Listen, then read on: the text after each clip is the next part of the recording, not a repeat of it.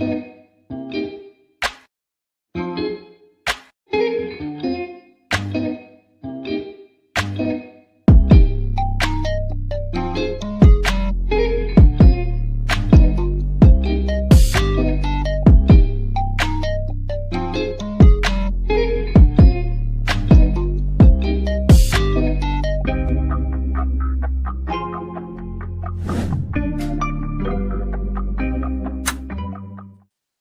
up, everyone? My name is Ajwritescrypto. Welcome to the live stream. Got a lot planned for you guys today. The crypto sprint has begun. At least that's what new SEC Chair Paul Atkins is saying.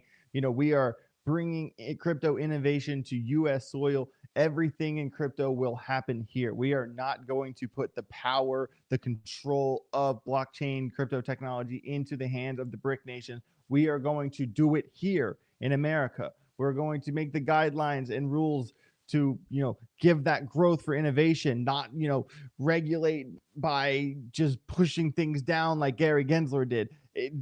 We've all seen the wrong way to regulate crypto, and I think now we're all about to see the correct way to regulate crypto. And I definitely want to talk about that in this show because, although I kind of am a little worried about August, I'm not too surprised if we bleed a little bit this month. It is nice to see the little pumps we have, but they end up just being the next lower high in a downtrend, at least a local downtrend that started since the little pump we had in the summer. And I wouldn't be surprised to see the downtrend in August continue, but I really think the stars are still aligning. The storm is still brewing for a Q3, Q4 end of the year run, similar to what we saw last year, except this one's going to be much, much bigger, much, much more insane, a lot bigger numbers, a lot bigger gains for your altcoin bags. I want to see all of the groggers out there become millionaires. So before we get into the nuts and bolts of the show, I do want to say a couple things. We are live streaming this week, today and tomorrow, and that's it. There will be no more live streams until the following Monday. Why? I am going to Rare Evo. I will be speaking on a panel with the CMO of Algorand. Very excited for that. Also playing in the Rare Evo poker tournament that we almost final tabled last year, but we left early on purpose because we got tickets to see the Killers.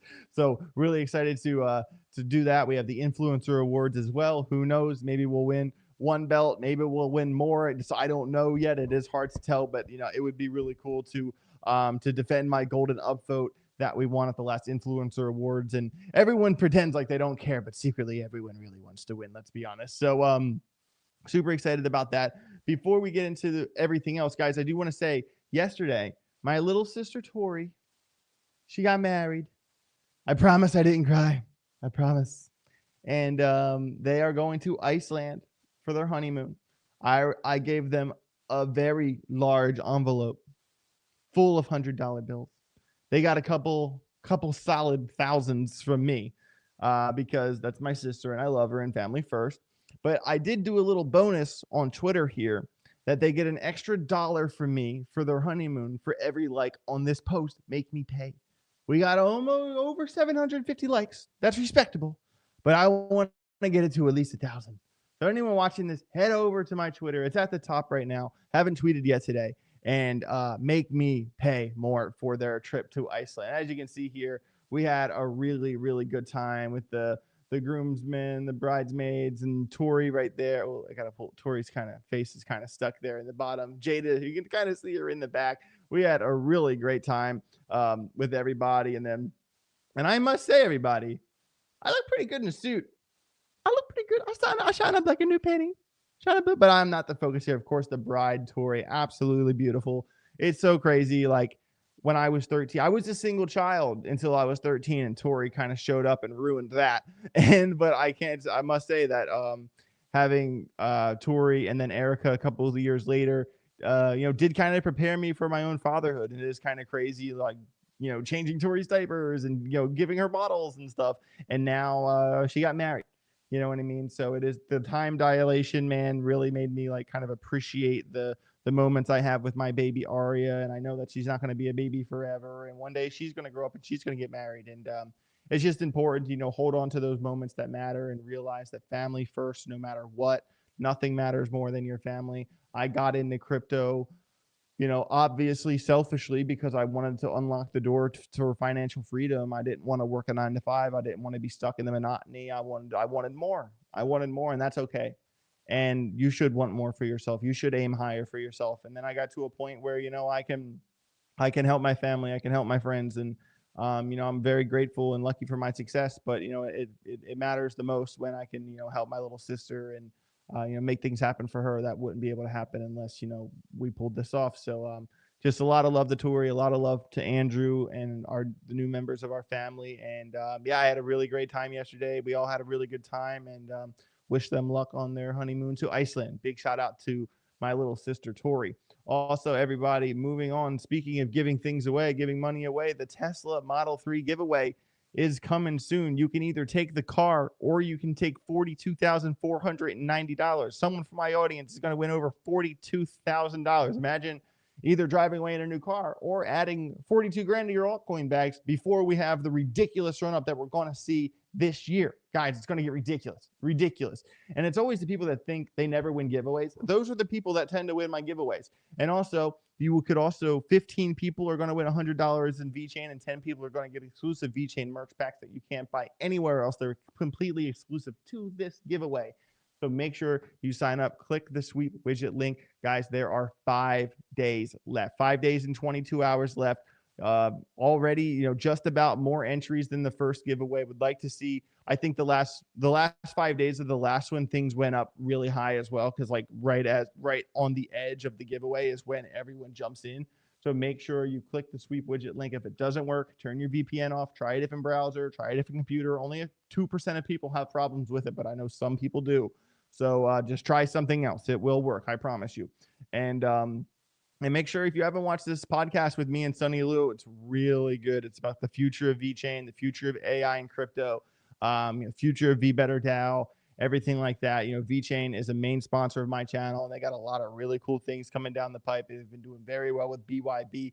BYB is an app where you can earn free crypto just by working out. And you can already earn free crypto by drinking coffee or going on a walk or cleaning a park or charging an electric vehicle. It's actually insane how many ways you can earn free crypto with VBetterDAO. And big shout out to VeChain for sponsoring this channel. Really looking forward to after Rare Evo the following weekend. I will be in Chicago for the Khamzat Chimaev fight. Man, I'm excited for Khamzat's fight. I could not be more excited because I've been to a lot of UFC fights. I've never seen Khamzat Chimaev fight in person. And best believe I'll be putting a heavy Polymarket bet down on my boy Khamzat. He's probably going to be the favorite, but he might not be because it's a title fight. I think but if there's a fight, you don't bet against Khamzat Chimaev. I'll say that much. I'll leave that part there. But yeah, got a lot going on. So if there's a little less live streams, I apologize, but we'll stay up to date with the Telegram group. I did tell the Telegram group that I have a couple charts I'm going to show during this. I'm going to show you guys during this show today, but I got a couple charts that I'm not showing during the show today. I'm only going to give to the Telegram group today for a little bit after the show. And there are some trading ideas that I have that I think are going to do very, very well. So let's stay tuned with that. Really quick before we get into the news stories and everything else, let's check the chat. Shout out to Crypto Buffalo, Fitz, T-Net, Mickey Gill, Lee F. Are you worried about the huge bearish divergences on the weekly Bitcoin, XRP, Ethereum? Lee, kind of my point, man. I kind of said if you watched the No Sweat Bets video, I actually did very well, almost 10,000 views on the last episode of No Sweat Bets. I'm saying that there was, double your money situations. I believe if Bitcoin went to 105,000 at the time, it was a double your money. And if Solana went down to 140, it was a more than double your money situation if that happens during the month of August. And I bet yes for both of those things to happen. Right or wrong, that's the bet I made.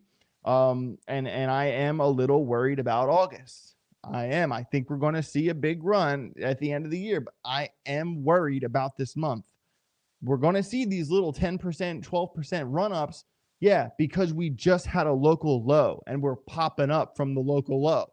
But then we are likely to just get rejected again in the downtrend and continue the downtrend. And until we see a higher low and bull div switching, and I even said on a tweet on Friday, hey, there's a lot of bullish divergences on the 2 hour and the 4 hour. There should be a lot of longs this weekend. And what happened? We have woken up over the weekend, like I said we would on Twitter. But now we're kind of getting to the top where we're likely to get rejected soon and continue in the downtrend. That's just kind of what I'm seeing. Obviously, we'll talk about the charts when we get to that segment of the show, but that's kind of what I anticipate. Also, going back quickly on no sweat bets, we were correct about Charles not winning the F1 race. We did put a $2,500 bet on Polymarket to win 3,000. We were correct on that. Unfortunately, we were wrong about Park winning the final card, the final fight of the UFC fight night. We were wrong about the main event. Although anytime you bet the underdog for 30 cents a share, anytime you bet an underdog, you got to kind of go into it knowing like, okay, like he very well could lose. But in that situation, I felt like although we lost, it was a good bet because the underdog was an undefeated fighter who has won 3 times in the UFC. And the guy that he fought hasn't won in a year and lost his last fight last October. So we're talking about like an undefeated fighter was going up against a guy that hasn't won a fight in over a year, and the undefeated guy was the underdog. I'm okay with losing that bet. That seemed like it, and there are times where the bets make sense, but anytime you take an underdog, you got to know, hey, we're taking the underdog. We very well could lose this. So it's not we're not perfect, but across the board, if you put an equal amount of money on everything we've ever said in no sweat bets, like win, lose, win, lose, win, lose, we've won way more than we've lost. And I think eventually once we have enough, calls built up over time, we're going to make like kind of like a flow sheet or a statistic chart, like across the board, like, F1 bets, other UFC, but then things kind of change because it's seasonal. Like, we did really good with Stanley Cup. We did really good with basketball. We did obviously really good with the Super Bowl. Like there's a bunch of things that there are to bet on, but hey, we'll see. It will take 2 months for those to invalidate. Yeah, that's what I'm saying. I think that we could bleed for a little while. We could see a little bit of blood in the streets, and I'm okay with it. I'm totally fine with it, bro. I'm okay with it because we might not never get a chance to buy things that cheap. Like, I'm serious. I mean that. Really quick pulse check. Got almost 80 on Twitter, more than that on X. Guys, make sure if you're watching the show right now, we're in the first 12 minutes. Make sure you participate in the chat, like the video, so it says in the algorithm, hey, people are watching this. Get us over there. I know kind of when we did like a slight rebrand, we shifted the time of the show. I kind of anticipated things going a little lower. But, things are building up. We kind of got acclimated to the new show time. We got a couple really big things in the pipe. I'm not going anywhere. We're still cranking this show out at full speed, and I could not be more grateful for the core audience that I do have. The Get Rich or Get Wreck Nation, Grogger Nation, you guys, thank you for being here. Smash the like button, and let's get into the rest of the show. Thanks. You guys rock. And hey, someone's going to win $42,000, literally, in 5 days. I hope it's one of you guys in the chat. I really do. All right, let's take a quick look at the gainers and the losers. Mantle, Litecoin, SEI, Uniswap, Optimism, AVAX, SPX, Arbitrum, guys. If you've been following me very closely, you will know that I've been buying a lot of Arbitrum lately. I have become an Arbitrum bull. Maybe I'll get to the chat. Maybe I'll save it for the Telegram group, depending on how much time we have left in the show. But I have been loading up on some ARB. Just saying. Not really any losers today besides Toncoin. I don't really care about that. But obviously, we are seeing the green because we saw so much red, and we're seeing a bounce. It's not rocket science. But the truth is that there's the day-to-day, which matters, of course, for the day traders that are in my Telegram group and myself, that we follow the day-to-day trading. We're watching the scalping. We're watching the trend line breaks, the conditional range breaking, range trading, fib trading, RSI, oversold, EMA crosses, etc. We're watching that stuff. But zooming out, long-term, crypto industry as a whole, in 5 years, in 10 years. Guys, we saw a $4 trillion crypto industry at the top in 2021. And now, SEC Chair Paul Atkins has begun a crypto sprint as the CFTC teams with the SEC on Trump's cryptos plan. All right, so the crypto sprint has been launched with President Trump's digital agenda. All right. The regulatory acceleration follows the release of a 166-page White House report calling for America to become the crypto capital of the world through comprehensive policy reforms. I have not gone through this yet, but I'm going to. I'm actually going to left click this, open new tab, and read it later. This is at cryptonews.com, by the way. The CFTC has already introduced 24/7 trading and perpetual derivatives on registered markets in April and May, respectively, while withdrawing outdated staff advisories to improve regulatory clarity. The agency has held its first ever crypto CEO forum and initiated discussions on digital assets market pilot programs alongside industry tokenization initiatives. SEC Chairman Paul Atkins simultaneously announced Project Crypto at the American First Policy Institute, outlining plans to modernize security regulations and allow America's financial markets to move on chain. Right there. Plans to modernize securities regulations and allow America's financial markets to move on chain. That is a heavy sentence, guys. That is like, if you are, listen, I don't care if you didn't get to buy Bitcoin at 5,000.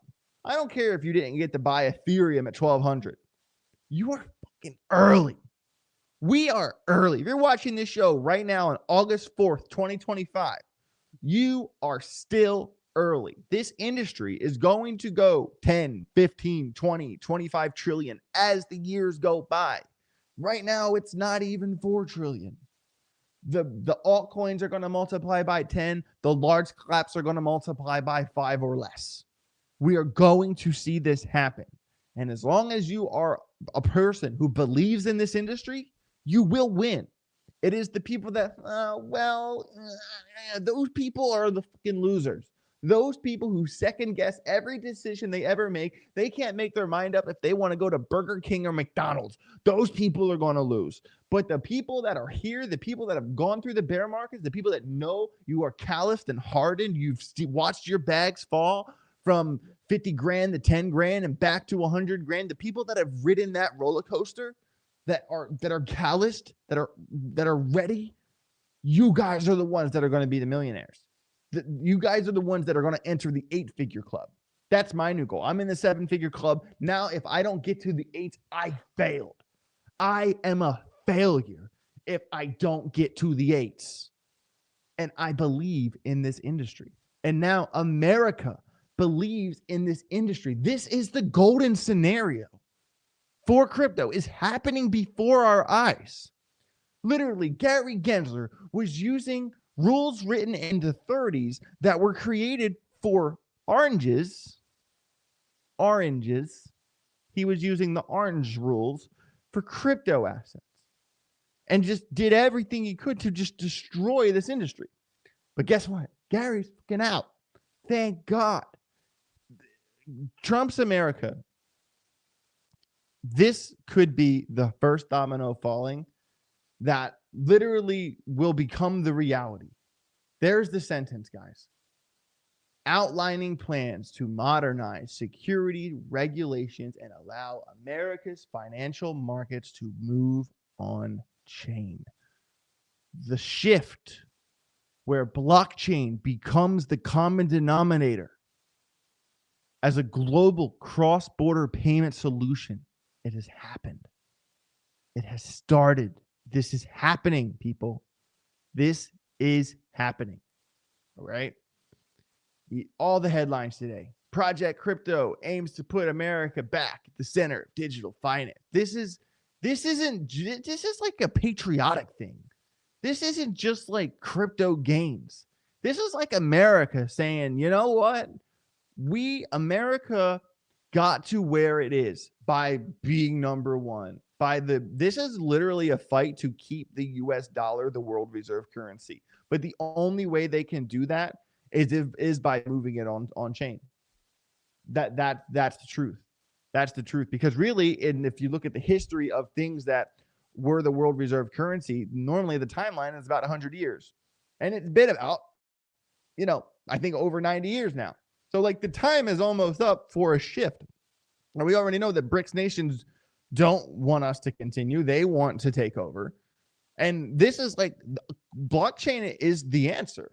This is the fight back. Like, I think this war isn't so much as like a war with ammunition and bullets, but a war of ideology. And I think blockchain is the weapon. And I stand by that. And I could not be more grateful to be in a country that is literally saying stuff like, hold on, where's that quote? I love this quote so much. Where it is. We will not follow, Atkins declared. We will lead.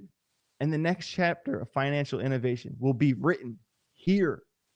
Bullish. Bernstein Research called the plan game-changing, arguing it could draw blockchain companies back to U.S. soil and erode the moat protecting traditional capital markets from digital competition. You realize that's all Gary Gensler and Pocahontas wanted to do, right? They didn't want, they have their projections on how much they're supposed to make with their TradFi shit, and realized that people were getting distracted with crypto and it was taken away from their money. It had nothing to do with is crypto good or bad. It had everything to do with their reaching in our pockets. It's that simple, ladies and gentlemen. But now the ideology has shifted and people are realizing they made so much money with the Bitcoin ETF. Let's do an Ethereum ETF. Let's do a Litecoin ETF, Hedera, Pengu, Arbitrum, everything ETF. And then we get indexes, and then we're off to the races. Guys, this is just the beginning. I'm telling you, I mean, so many today, all I see for headlines is, SEC Chair Paul Atkins pledges to keep crypto development on U.S. soil.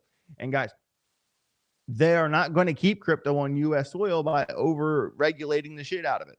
That's not the plan. They're going to let DeFi be DeFi. They are going to let this happen. Like 100,000%. This is the thing, ladies and gentlemen. Paul, is he really a millionaire, or does he just claim he is? Okay. Y'all are funny, man. Y'all are hilarious. But dude, this I mean, I might be a billionaire by the time Paul Atkins is done with this shit. I'll tell you what, Paul Atkins is no joke. Love seeing stories like this too. Chainlink, powered by tokenized RWAs with US stock and ETF data streams. Man, dude, I actually just had a really interesting interview with the dudes at Suede AI. And Suede AI is a partner of the channel. I've mentioned them on a bunch of live streams. I'll kind of do my little plug for them right now. So basically, it's the combination of revolutionizing music, blockchain creation, AI all together, where you can write a song with the one prompt on an AI. You can make a record label with one click. And this project is like no joke. They're partnered with Chainlink. They're partnered with Virtuals. And what people don't realize is that when Donald Trump said, we're going to make crypto the capital of the world, he said, we're going to make crypto America the capital for crypto and AI. And it's so important to see how AI and crypto together, the agents, eventually we're going to get to a point where crypto transactions, there will be the crypto transactions from agents to agents are going to outnumber the crypto transactions from people to people. And that is going to generate fees, as every transaction costs gas or has a fee or whatever for these projects. And when you see a project that's rubbing shoulders with two of the top, Chainlink kind of is an AI based project. There's AI elements to Chainlink, and Virtuals is a straight up AI project. And they're both working with this project. Man, I think that this one has a lot of promise. And I used to be a touring musician before I got into crypto, and I've seen the downside of the music industry. And I just had a really interesting conversation with Johnny, their founder, that I'm going to put on my YouTube page tomorrow. Guys, make sure you watch that interview. It's beyond just music, crypto, and blockchain, but really the combination of all of it, and how their deals with Virtuals and how their deals with Chainlink kind of help or aligning the stars for this project. And Chainlink powers tokenized RWAs with US stock and ETF data streams. And you have to remember, at the end of the day, that's what Chainlink is. Chainlink is an oracle. And what is an oracle? An oracle is how you get real world data onto the blockchain, whether it's the scores for the football games, or if it's the weather, or if it's any empirical data that's happening in the physical world. And Oracle is what brings that on chain. And Chainlink had first mover advantage by a long shot and is leading the charge here. Now with the CCIP, the cross-chain interoperability protocol, it's literally in the name, the cross-chain interoperability protocol. If you think of each blockchain like its own road, you know, the interoperability would be like connecting the roads, you know, connecting the cities, you know. And what Chainlink is doing is not just creating a bridge between DeFi and DeFi, but creating a bridge between DeFi and TradFi, and now TradFi and TradFi. And this is getting ridiculous. I started a new portfolio just for fun. I did share, I mean, there's obviously a lot more with this story. I'm not going to get too far into it, but just showing that Chainlink is, you know, launching the data streams for US equities and ETFs. I mean, Chainlink is inserting itself in the institutional TradFi side of crypto exposure. Chainlink is a must hold for your portfolio. It is a must hold for your portfolio. I've been back and forth on it in the past, but now how I'm seeing them really insert themselves into the main, you know what I mean? I've become more bullish on Chainlink in the past year. I really have. And I mean, even looking at the chart here, I mean, Chainlink has had its moments where it really performs. Like, I mean, even from, you know, this low, I'll just go from this low November to the December run. It was a 200% pump, you know, not the end of the world, not the, you know, not the best pump, but not the worst either. It does seem that, I mean, a 2x, I mean, a 200% pump, that's pretty solid. It was a right down the middle pump, though. It got outperformed by the Algorands, the Hederas, the VeChains, the XRP. A lot of coins completely outperformed Chainlink. But just because it got outperformed in the last run does not at all mean I am ready to write this thing off. And kind of where I stand with it now is, like I said, as it inserts itself more into the TradFi side of crypto exposure, this has kind of become a larger cap anchor play that I think has some serious upside. And of course, we got to kind of look at the trend lines, how we've kind of already broken out of that one, but now we've kind of started a new downtrend here, or even if you want to draw this downtrend connecting these two, or something like this, and then bump and run from local downtrend to here. You know, certainly some long ideas kind of in between that band as well. Does have a green dot on Market Cypher daily chart, which is good to see. And really what yells at me when I look at a Chainlink chart is the lows. If you continue this pennant, we had this pennant, let me kind of fix that. We had this pennant right here that we were talking about last year that did break out, and I left it there just to highlight that we were kind of onto that pump before it happened.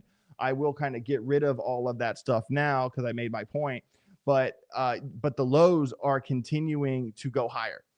And even if you kind of go like that, eliminating the wicks from your mind, or even if you pull it, kind of follow it this way and connect the wicks, as long as it keeps putting in the higher lows like we see here, I think that that's a big sign of strength. We already got our bull cross on the daily chart. Of course, the visible range, the point of control on the visible range volume profile is at $14. I mean, I wouldn't be too surprised. Like I said, I mean, it's only 15% down the hill. And if you really look at Chainlink's chart from, like, if you cut this across here and you look at the support resistance between here and here, yes, this is like a rectangle situation where you can kind of make a larger statement about its price behavior, where if you look at, okay, well, it obviously has spent moments underneath of this box, and even our two most recent wicks right there and right there. And then it has had, you know, the pumps where it's kind of overvalued, you know, even our big pump, and even right here, it quickly came back in. But look what happens every time Chainlink is above this rectangle. What happens to it when it comes back into the rectangle? Okay, well, look at it when it happened right here. It went back to the bottom of the rectangle. Look at it when it happened right here. It went back to the bottom of the rectangle. But to be fair, every time it comes out of the rectangle, what does it do? It goes back to the top.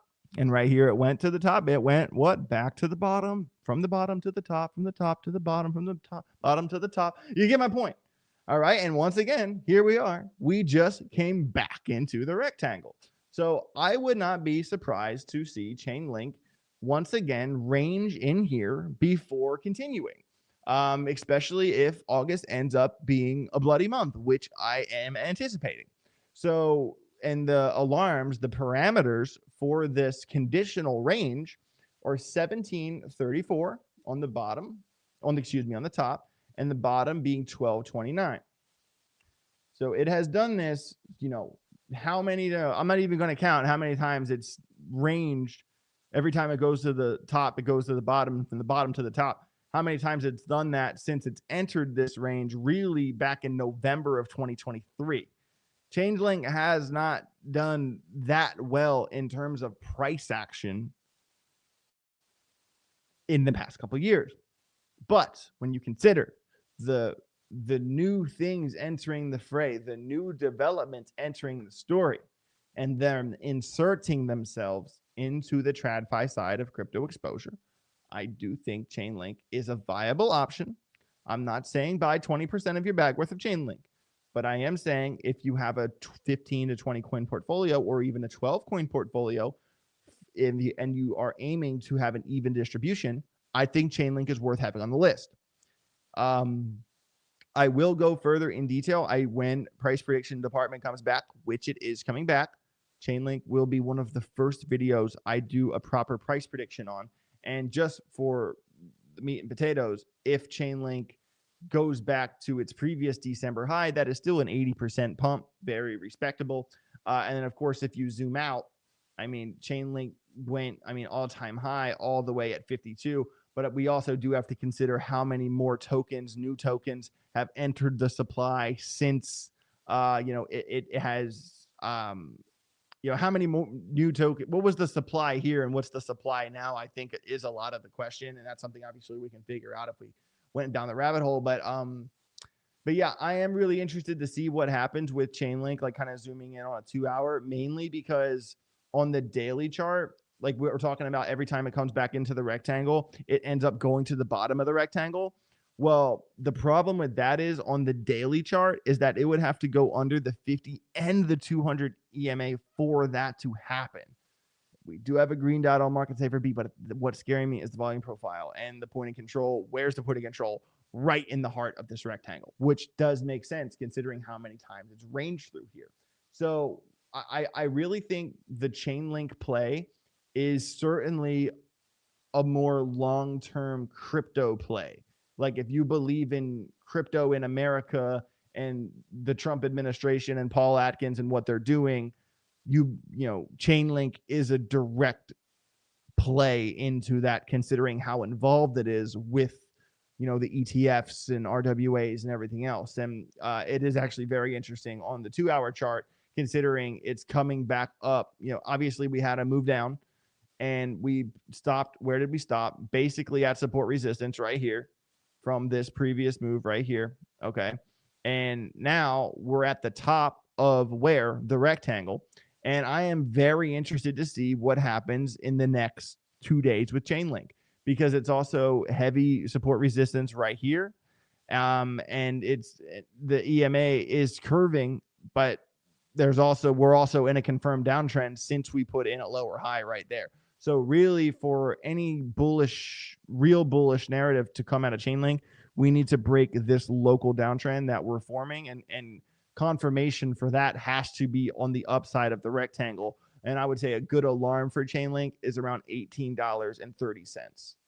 So those are the three main alarms that I would be looking at for Chainlink, or 1229, which is the bottom of the rectangle, 1734, which is the top of the rectangle, and then breakout confirmation for the local downtrend at 1830. That is my overview on Chainlink. It is not a coin I'm trying to scout trade whatsoever. It is a coin that I think is a solid anchor pick, a large cap anchor pick to have in a well-balanced portfolio. I think Chainlink is going to be a right down the middle winner.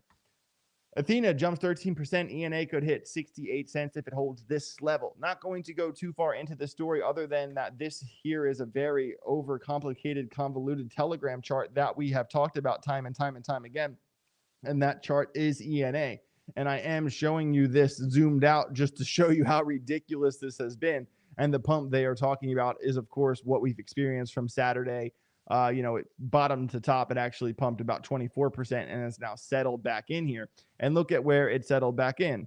Literally right in our alarms between, 59.5 is where this right here is where it bounced, and where it topped is, it got rejected at 62.5.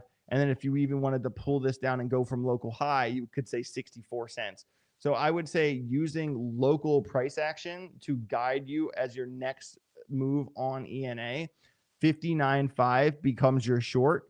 Target 1, 58.8. Target 2, 53.7. Target under that is 555. And also be aware of it. It's currently still in this overarching, slightly broadening uptrend, sub channel. And we don't want to see a breakdown out of that, but you also have to understand that since it put in the high up here around 70 cents, why won't my brush work? 70 cents. What has it done? Lower high, and now once again lower high. So I get what they're saying. It can go to 68 cents. Why do they say that? Because that's the previous high from this move right here. But if it keeps putting in lower highs and we kind of continue to fight, the question is going to become, are we going to break down or break out? And that's why we react. That's why we don't guess, and we set so many damn alarms and react to the market. And you have all the alarms in front of you right here, like you'd get in the Telegram group for the ENA chart. Don't guess, react. Institutional buyers keep Ethereum's long-term rally on track. And guys, I am surprised to see Ethereum's run. ETH has been, ETH is one that I don't hold directly. I do hold indirectly because I'm a Bored Ape holder, and obviously I'm a Mutant Ape holder, and I have other side deeds. I hold a coda and all that, very inserted in the Bored Ape Yacht Club. I will be at Ape Fest in October. Really looking forward to that. But that's kind of my indirect exposure to Ethereum because we live in the world of ETH. But do I hold Ethereum at spot market? No, I don't. And why? Is because I think me being a Bored Ape holder is more about that community and being a part of the club rather than, trying to make money. I have bought and flipped and sold other Bored Apes, but that's not really a main focus of mine. It's just something I do on the side, make a couple, 10, 20 grand here and there if I can. If I see Bored Apes under 35,000, I buy. And then if they go back above 45,000, I sell. And I've done that a couple times. So, other than that, I think Ethereum is, what I'm trying to say is that Ethereum is going to be a measuring stick for, I think, all of DeFi and all of crypto, because as it sits at number 2, I'm not talking about the flippening, but we do got to talk about how far can Ethereum really go, and what would that say about the broader crypto market cap? Because the problem with Ethereum going to 20,000 is that the numbers just get too big. The numbers just get too big. If you go to Coin Perspective, all right, and we were talking about Algorand last time. We talked about Ethereum. Okay, if Ethereum had the market cap of Bitcoin, okay, at 2.3 trillion, 1 ETH would be worth 19.4K, which is and the thing is that that's only a 420% pump. So if you're someone out there trying to 5x every coin you hold, I at least for this cycle, I don't know if Ethereum can go to 2.3 trillion. I don't know. I would like to think so. Obviously, the inner bull in me is higher, but the pragmatic, dedicated, disciplined trader I am, I don't know if we're going to see a $20,000 Ethereum. Yeah, I think $10,000, that's ballpark, and that's still putting Ethereum in the trillions. But the problem is that even if ETH went to 1K, that's only 168% from here. So and the reason I say it the way I say it, I'm not an Ethereum bear. I love Ethereum. I love what it's doing for the industry. I love that it's accessible. It's going to pump. It's going to be successful. But like, I'm talking directly to the people who have less than $50,000, or hell, even less than $100,000, and you're trying to maximize your gains. Are you really going to sit around and wait for Ethereum to go from a $450 billion market cap to a $1.2 trillion market cap just to make 168%? That ain't it. That ain't it. You got to be targeting the coins that are less than 4 billion by market cap, that have the ceiling. The ceiling is not too high from here because the market cap is way, way too big. And that's what I mean by anchor picks, where if you're trying to have like a well-balanced portfolio, you kind of want to have a nice mix of, you want to have some high market cap coins like Cardano or XRP, or even a Chainlink, or even now Hedera, top 20. Those are kind of like your anchors, kind of more of your stability. But you also want your anchors to have upside, because from my point of view, I think from right here, I think Cardano is going to pump further than Bitcoin in a real bull market. I think Hedera is going to pump further than Ethereum in a real bull market. But I'm still talking specifically, I think my top 5 anchor picks, pick a couple of them, don't pick all 5, but would be Cardano, Chainlink, Dogecoin, Hedera, and Avalanche. Those 5 are the large market caps with upside. But you also don't want to lopside your portfolio into the top 20, because if you do that, the odds of you 5xing everything become significantly lower. Where if you go to, say CoinMarketCap, and just kind of just glance by market cap and realize, okay, well, for Bitcoin to double, it would need another $2.29 trillion. I'm not sitting around and waiting on Bitcoin to double. If my goal is to 4 or 5x, if your goal is to 4 or 5x, you got to scroll down. Even SWE, if SWE went to 50 billion, that's much more reasonable than Solana going to $1 trillion. You know what I'm saying? Like, once you scroll down, you realize the difference between the top 10 coins and the legitimate projects from, I would say, basically Aave down. Aave, $4 billion market cap. Athena, it's another one we've been talking about on this channel. BitTensor, rock solid AI project, and then that's like the 3 to 4 billion squad. And then you have Ondo, which is the leader of my large public portfolio right here. And I think we put about 420 into this portfolio, and now it sits at over $600,000. And Ondo was not always the leader of this portfolio. Ondo kind of became the leader of this portfolio, and average cost 89 cents. And guys, I think that Ondo's one that I really, really like. And why? And look at really like the distribution. Ondo, Algo, HBAR, VET, Jasmy, Arbitrum. That is the top, 6 coins in my public portfolio, my very large bag that I decided to show publicly. Obviously, this is not my whole bag, not even close. This is just a large public portfolio that I made, if you have not followed this channel. And when you look at the distribution of where these coins sit, Ondo is a $3 billion market cap. Ondo can easily go to $10 billion. Easily. You get my point. Okay, what else is in that bag? Algorand, $2.1 billion market cap. Algorand can easily go to $10 billion. Hey, look, Arbitrum right next to Algorand, 2.1, can easily go to 10 bill. VeChain right under Arbitrum, 2 bit. Do you see the bulk of the coins I picked? When you look at this bag and you go, okay, Ondo, a little bit larger, HBAR larger than all of them, but then Algorand, Arbitrum, VeChain, that's like really the bulk 3, Algorand, Arbitrum, VeChain, and they're all the exact same range of market cap. That wasn't by coincidence. That wasn't a mistake. That was by design. because I'm building a bag that has the possibility. I'm giving myself a chance to get that high ceiling. I'm giving my chance to 4 or 5x from here minimum. You're not going to do that holding Ethereum. You're not going to do that holding Bitcoin, maybe in 10 years, but we are talking about this cycle. And let's be honest, we have not seen a true crypto altcoin bull run since 2021. The new meta of altcoin runs has been a couple 100% back to lower, low support resistance, a couple 100% back to support resistance. Like we've jumped every time Algorand goes to 16 cents, I'm over here doing the river dance. All right. But that's for a reason, because that's the new meta of altcoins. But what I'm saying is that we have not seen a proper altcoin bull run since 2021. And when we do see a proper altcoin bull run, the VeChains, the Arbitrums, the Algorands, the Ondos, those are the coins that are just going.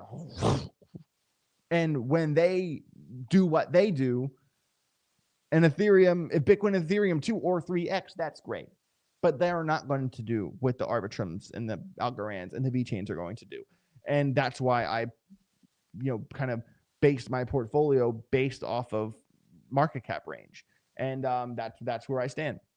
And right or wrong, I'm still going to make a shitload of money. Okay. Like there's no denying that. So, it's really just how much. It's really just how much. And that comes down to my personal goal and for each coin in each scenario. And I think that's how a lot of people should generate. I think if you have a portfolio that's, say, $40,000, you shouldn't say, I want to get out when I get to 100,000 or 120,000. No. What you want to do is you want to figure out the average buy price for each coin you have. And then for each coin you have, you want to realistically have a scenario 1, 2, and 3 where you are able to, maybe get out 70% at this point and then kind of titrate the other 5 price. You need to have multiple scenarios for each coin you hold and have a realistic price prediction set and a realistic place where you're willing to pull the parachute in a worst case scenario. And from there, you add up, okay, if this coin goes to this goal and this coin goes to this goal and this coin goes to this goal, then you add that all together and you get your main goal. You don't just have 100 grand and say, oh, I hope it goes to 6. No, you want to calculate each coin individually and generate your goal from there. That's what most people don't do. And that's why most people don't manage their portfolios properly. And that's why most people ride it to the top. They get greedy. Oh, if I 5x, I bet I could 6x. When do? They ride it back to the fucking bottom because they had no goal, no plan. They wrote nothing down. They just threw money at letters. That's why I'm kind of hard on the chat. I make fun of you guys when I do portfolio ratings because I want to see you succeed. And I grew up in Philly where ball breaking is a love language, and some people just don't understand that, and that's okay. So yeah, there we go. Kind of a little overview on that. Pyth or Chainlink? At this point, I'm gonna have to say Chainlink. I like Pyth, dude, and I think I kind of drank some of BitBoy's Kool-Aid with Pyth because he was really big on that project for a while. He was like, oh, buy more Pyth, it'll be fine. And I was like, there was a point where I was like, dude, I think you're wrong. You know what I mean? And Pyth is one that's like, I used to think if any Pyth you bought under 14 cents was probably a solid buy. And what does it sit at right now? I think it's like 10 cents, 11 cents, something like that. Here, I don't really need the story anymore. Let's take a quick look at the Pyth chart. I have a couple other things I want to get to, but I am just genuinely curious. I think it's at like 11 cents or 10. What is it? 11.9, almost 12. Okay. So my guess was basically perfect. And my previous theory was any Pyth under 14 cents was a good buy. And why did I say that? Because back here in like February, March, where is 14 cents? Right here. So I was thinking at the time, okay, it dipped under here. It dipped under here. So anything you buy under 14 is going to have upside. And to be fair, I was kind of right because just from there to there, I mean, that was 50% in 20 some days. And if Pyth went back to and returned to, what it was capable of, and we saw the run we did see. I don't think this chart illustrates the whole story, but this is the Binance chart for it. And if it was to go back to that previous all-time high, I mean, that's 900%. That's no joke. If Pyth even went back to what the December high, that's 389%. That's no joke. But is it going to do that? Well, based off support resistance, it really needs to get back above these levels right here. Basically, that alarm is 24 cents. So if it does put in this curvature, round and bottoms do pay the bills. If it does put in that curvature and continues, anything under 14 cents would be a good buy. And if it got to 24 cents from 14 cents, that would be a 74% pump. But the up, I just don't know if that's going to happen or not. Like, I really don't. Like, I know it's an oracle for Solana, but like Chainlink has the plays. Chainlink has the big bags. I mean, I think back, I don't know the number now, but when I researched the number a year ago, Chainlink had like a 95% dominance on the oracle space in crypto. I don't know what that number is now, but I do know that it's not going too hot for Pyth if Chainlink is, getting the US data feeds for ETFs. What is Chainlink doing? You know what I mean? And really, I liked Pyth so much because why?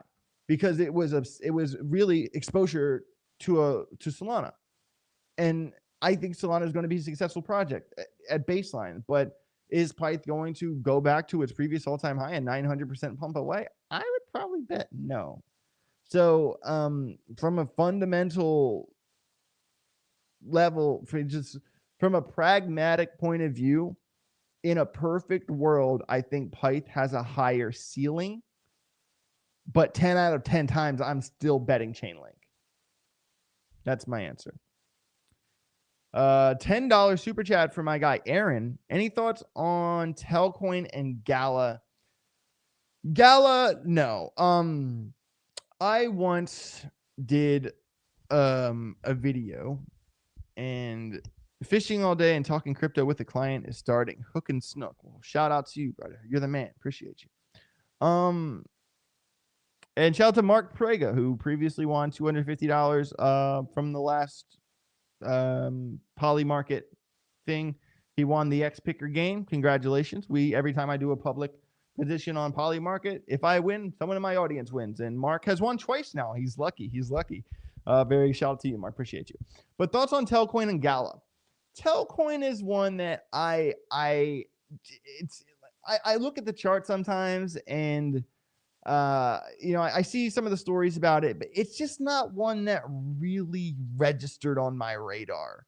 Like, if you watch Ajwritescrypto, Algorand, VeChain, Ondo, Arbitrum, Jasmine, Cardano, XRP, Avalanche, the list goes on and on. Telcoin's not on my list. Altcoins not on. I mean, even if we just look at my public portfolio onto my public interest, Ondo, Algo, Hedera, Vet, Jasmine, Arbitrum, Apecoin, Sui, Injective, Cardano, AVAX, Render, Virtuals, Doge, The Graph, Shiba, B3, Pyth, and these are all like splash picks, like less than $5,000. And I just splash pick for fun because I like to experience the market through exposure. That's kind of more of an experiment than a strategy. But for whatever reason, man, Telcoin just never really hit my radar. It's never really been one I got excited about. And if it pumps without me, that's okay, because what's going to pump with me is going to rip. So I'm cool with that. And Gala, so I'll keep it real with you guys at this point. It doesn't matter. So I did a price prediction department video for Gala back at Hit Network. And every time I would do a high status video like that, or even when Ben asked me to write a video on a Phantom, or a video on Avalanche, or an update on whatever, what I would do is, instead of just researching the coin and writing the video, I would research the coin, and before I wrote the video, I would reach out on Twitter, I'd reach out on emails, I'd do whatever I have to do to connect myself with someone who worked at that project. And that was super effective for me. Why? Because from there, I could get an original quote from a CM, from a CTO or a CEO or a CMO or someone, or even a founder. I mean, someone up the ladder at the project. I want an original quote from that person for my video. And I prided myself from being able to do that. And it also consequently worked out for me in the long run because I actually didn't even realize I was creating a network of high value clients. And then, Algorand, VeChain are now sponsors of Ajwritescrypto. Imagine that, but I did a price prediction video for Gala, and I got on the phone, and I mean with someone very, very high up the ladder at Gala. And if you have any idea about what a good tokenomic picture looks like for crypto, you would understand that the tokenomics for Gala, at least at the time I did the video I made, was complete dog shit. Like the worst tokenomics you've ever seen. And I did like their strategy. Instead of, just doing some crypto projects would just put all their eggs into one basket, and Axie Infinity. That whole coin, that whole project is all based off of one game that, let's be honest, wasn't that fun. And it's all one thing. But Gala's strategy was instead of putting all our eggs in one basket, if we make a bunch of games that are kind of trash, and hopefully one of them takes off on a viral level, the whole ecosystem wins. But the thing is that instead of putting all their eggs into one good game, they put 50 eggs into 50 games that were kind of trash. Nothing against the game developers, but did you have a budget? No, you didn't have a budget. And why is that? Because the tokenomics were dog shit. And in our conversation, I basically said something along the lines of, I was like, well, man, like, are you trying to do you care about your coin, or do you care about your tokens? Or do you care about making games? And he's like, well, I don't really care about the coin, if it pumps or not. We're just concentrated on making good games. And I was like, yeah, well, did you think about that when you originally made your tokenomics and you guys get a certain percentage of the entire supply? It kind of seems like when you made your business plan that you do care about the tokens, and now you don't. And he hung up on me. So I kind of pressed the button with that guy and haven't talked to him since, but I kind of basically said, hey, I think your tokenomics your whole plan is to extract money from the community. And he hung up. So that's how I feel about Gala. Fuck them publicly. All right. And rightfully so, dude. Don't tell me, oh, we only care about building good games. Oh, we don't care about our coin. When you cared about your coin when you made your initial distribution, you definitely cared about your coin when you made your initial distribution. I'll tell you that much. So, yeah, that's how I feel about Gala. Absolute dud. Don't touch it. Do what you want. I'm not touching it. I think it's a dud. Make your own decision. Informed decision. But I am never scared to tell people my interactions. I'm a pretty open book. Yeah, and if they were immoral, ethically based people, they probably wouldn't have done what they've done. They probably would have done something a little bit different. This story is pretty cool. I actually like this story a lot. Check it out. Boom. Billionaire Adam Weitzman buys 5,000 NFT, not NFTs, plural NFT, directly from Yuga Labs. Congratulations to Cryptopolitan for butchering that headline. But the guy did buy a bunch of NFTs from Yuga Labs, and I like that. Adam Weitzman bought 5,000 NFT in a direct deal with Yuga Labs with the intention to lock the items for the year support of what? The other side metaverse. Yuga Labs has already divested some of its intellectual property for Top Collection to focus on its other side metaverse game. Other side will launch additional NFT extensions, aiming to tap large investors as a sign of confidence in the game. And guys, basically, I can't wait for 8 Fest this year. I can't wait for 8 Fest. I'm so excited for 8 Fest. And it's because we know that other side is coming.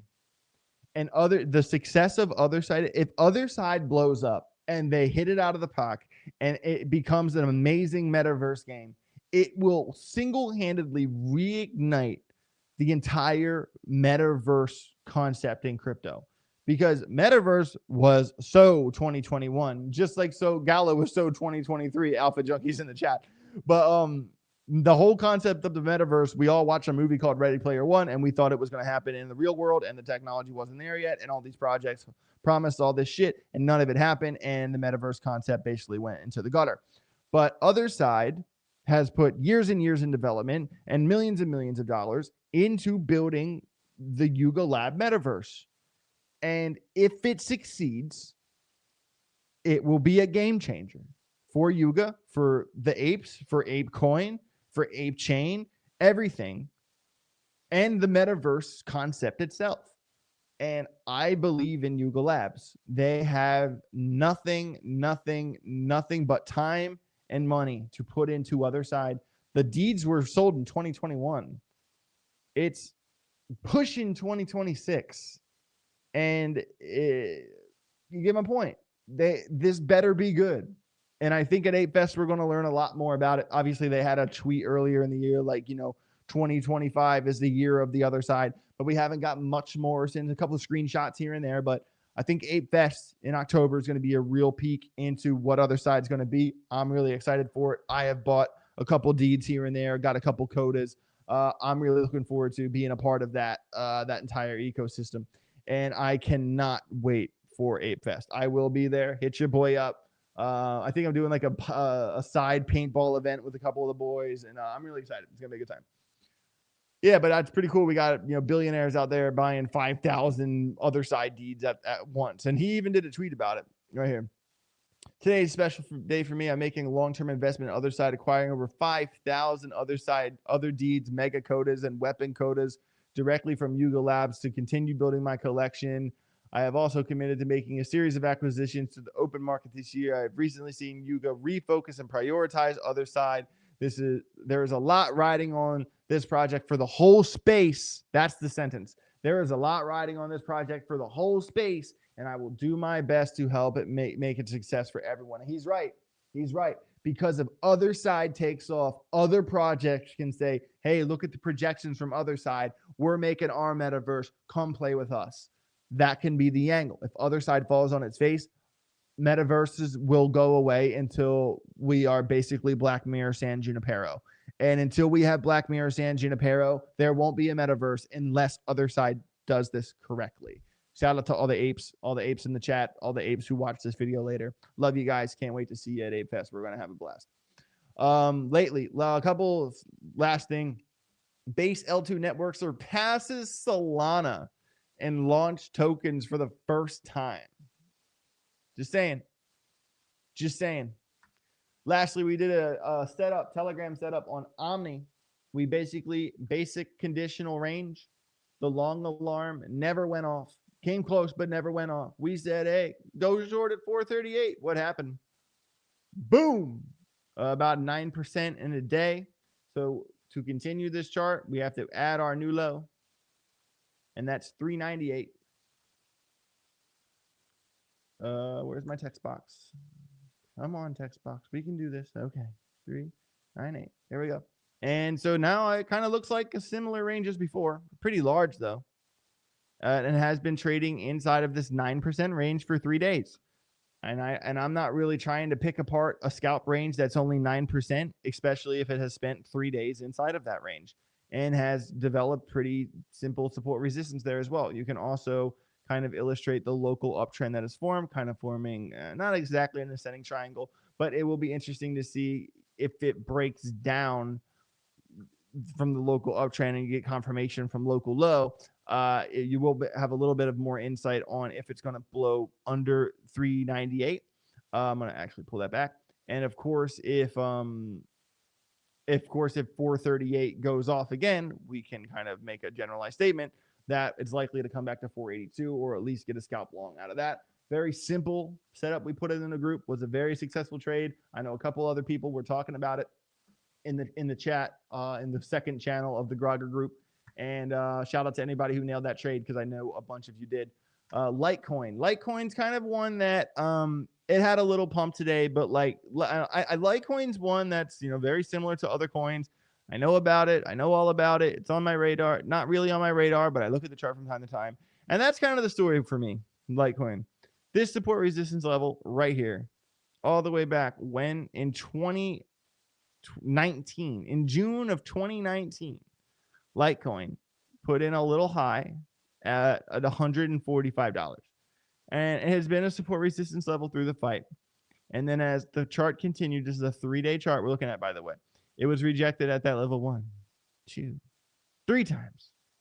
3 times it was rejected at $145. Actually, 146.58. I'll get legit with it. 146.58. Okay. And although it has had a little wake up, it has put in higher lows. It does have that going for it. You could even call that an ascending triangle because it has had the rejections here. So if you want to ascending triangle this, where you can get a measured move, do one of these. Make it straight. It's not straight. Make it straight. Bang, bang, bang. Go that. And does that take us to support resistance? You're damn right it does, because measured moves generally take you to support resistance. And that support resistance, of course, is right here and right there. Exactly. So if Litecoin breaks that alarm at 146, measured move 66% to 243. And yeah, that's kind of the move there. Am I going to chase that move? Probably not. If Litecoin went to, what was that number? 243.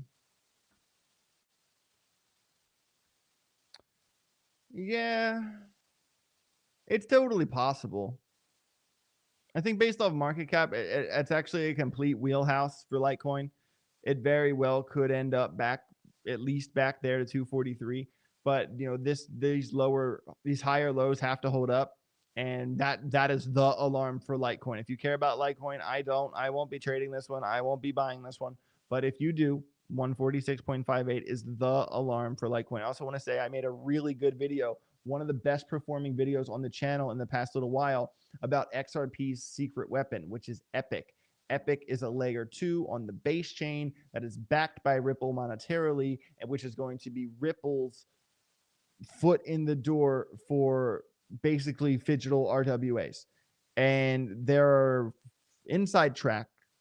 I am having a follow-up video on Epic. It was a sponsored video, but I only accepted the video because they're backed by Ripple. And I think this project has a lot of promise considering it has a Binance listing. It's on Bitunix. You can get it. Click the link down below. You can buy it there. It's on Mexi. It has a Binance listing. Like I said, I think it's going to have a Coinbase listing. Why? Because it's backed by Ripple. And it has done pretty well. And it is kind of getting close to breaking out of this long-term downtrend. There's a big kind of breakout confirmation alarm at 194. I would set an alarm for Epic at 194. And a lot of people watch my channel want me to pick more coins outside of the top 100. Epic is one of them. And even, a kind of move from 194 to previous support resistance, a little 7% scalp right there. I think 210 and 194 are the two bull alarms for Epic. And like I said, if we can get breakout confirmation from this little downtrend here, I think we could see this one shine. I'm excited to see how this one performs as the bull run continues. So guys, like I said, the crypto sprint is happening. Trump's America is prioritizing crypto because we want to win the financial race, and we are doing that. And guys, we are so early. Don't forget that fact. We are still early. You are early. If you feel like you're behind, you're not. You can double down on yourself. You can double down on your education, your crypto education, your self-discipline, and you can literally rewire your brain and refocus your mind and literally change your entire in less than 5 years. I did it, and I know you can do it too. Listen to some David Goggins, get motivational, and read a lot. Okay, that's kind of what it boils down to me. That's all I got for today's show. We are live streaming tomorrow, but that will be the last live stream for this week because we're speaking at Rare Evo this week. We got influencer awards, playing the poker tournament, all that good stuff in Las Vegas. If you happen to be at Rare Evo, make sure you come say hello. I'm very friendly. I will talk to absolutely anybody. Grab a coffee, shoot the shit, whatever. You guys rock. Make sure you smash the like button on your way out the door. Have a safe rest of your day. Get rich or get wrecked. Sign up for the Tesla giveaway. 5 days, one of you guys is going to win a Tesla or $42,000. It's always the people that say, I never win. Those are the people who end up winning. Just sign up. What is it going to hurt you? Get rich or get wrecked. Peace.